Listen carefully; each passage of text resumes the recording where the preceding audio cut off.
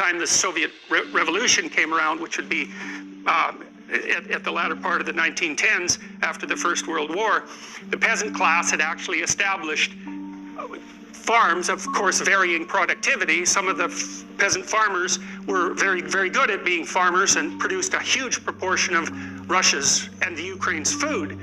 Because one of the things, we'll talk about this later as the class progresses, one of the things that you'll find if you look at creative production in any domain, it doesn't matter, artistic domain, food production, novels written, novels sold, money generated, number of companies generated, number of goals scored in hockey, etc. Or number of paintings painted, number of compositions written, anything like that, where the fundamental underlying measure is human productivity, what you find is that a very tiny percentage of people produce almost all the output. It's called a Pareto distribution, P-A-R-E-T-O, and it was studied in detail in scientific productivity by someone named Price. It's a square root law, so here's the law fundamentally. If you look at the number of people who are in a given domain, who are producing in a given domain, the square root of the people produce half the product. So that means if you have 10 employees, 3 of them do half the work, but if you have 10,000 employees, 100 of them do half the work. Right, it's a very, very vicious statistic. And you won't learn about that in psychology for reasons I have no idea about, because you learn about the normal distribution and not the Pareto distribution. But Pareto distributions govern, for example, the distribution of money, which is why 1% of the people in the general population have the overwhelming amount of money, and 1/10 of that 1% has almost all of that, right? So I think it's like the richest 100 people in the world have as much money as the bottom 2.5 billion.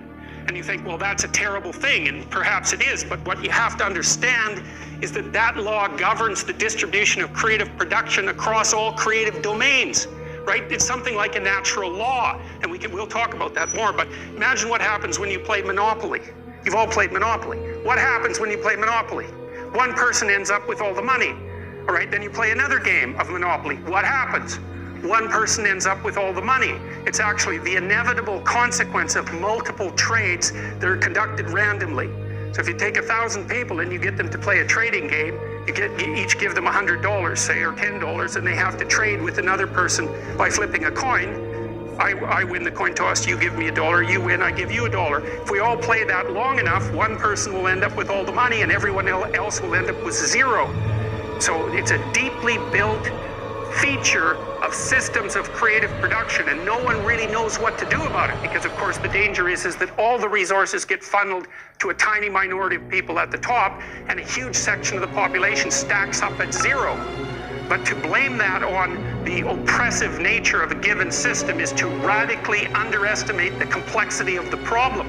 No one actually knows how to effectively shovel resources from the minority that controls almost everything to the majority that has almost nothing in any consistent way, because as you shovel money down, it tends to move right back up, and it's a big problem. Anyways, the reason I'm telling you about that is because after the peasants were granted their land and started to become farmers, a tiny minority of them became extremely successful, and those people produced almost all of the food for Russia and Ukraine. So what happened in the 1920s when bloody Lenin came along and collectivized the farms was that they defined the kulaks, who were these tiny minority of successful farmers who maybe had a brick house and were able to hire a couple of people and had some land and some livestock and were very productive people. They defined them as socially unfriendly elements, and they sent groups of intellectuals out into the towns to collectivize the farms. And so the idea was that, well, you would pool your land and everyone would farm it collectively, and the land was taken away, of course, from the tiny minority of people who were actually productive and had actually managed to own much of the land. So you have to imagine how that would occur. Okay, so it's in the 1920s.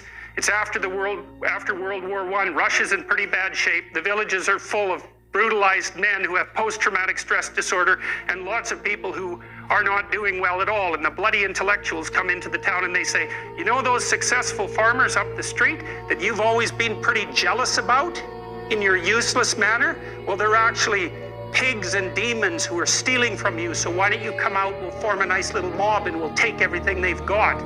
And that's exactly what happened. And all those people were killed or raped or sent off to Siberia in the middle of the bloody winter where there wasn't even anything for them to anywhere for them to live or anything for them to eat. So they all died. And then the consequence of that was a few years later, 6 million people starved to death in the Ukraine.